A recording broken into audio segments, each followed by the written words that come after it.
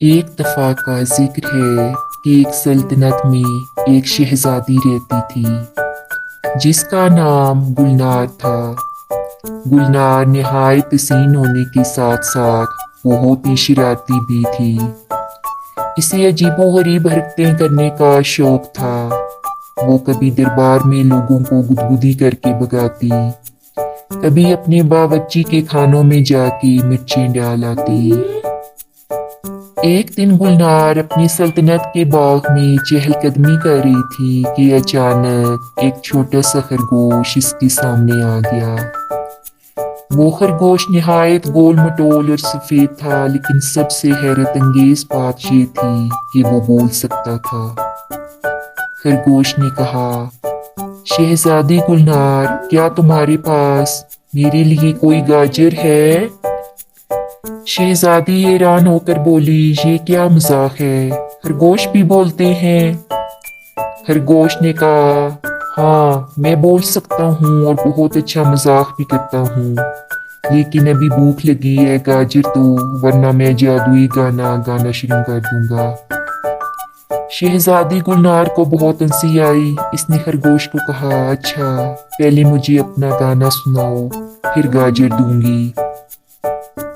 خرگوش نے گانا شروع کیا، لیکن اس کی آواز اتنی بے سری تھی کہ گلنار نے کانوں پر ہاتھ رکھ لیے۔ بس ٹھیک ہے، میں گاجر لاتی ہوں۔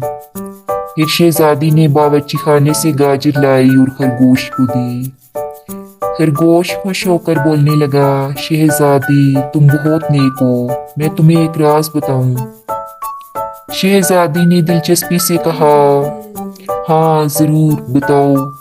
خرگوش نے رازدارانہ انداز میں کہا، میں جادوگر ہوں، لیکن میرے جادو نے مجھے خرگوش بنا دیا ہے۔ اگر تم میری مدد کرو تو میں تمہیں ایسا انعام دوں گا جو تم نے کبھی نہیں سوچا ہوگا۔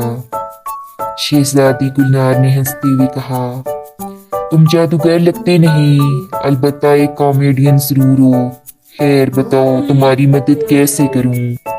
خرگوش نے کہا، مجھے کسی کے سر پر ایک انڈا توڑنا ہے، اس سے میرا جادو ختم ہو جائے گا، لیکن یہ انڈا توڑنے کی ذمہ داری تمہاری ہے۔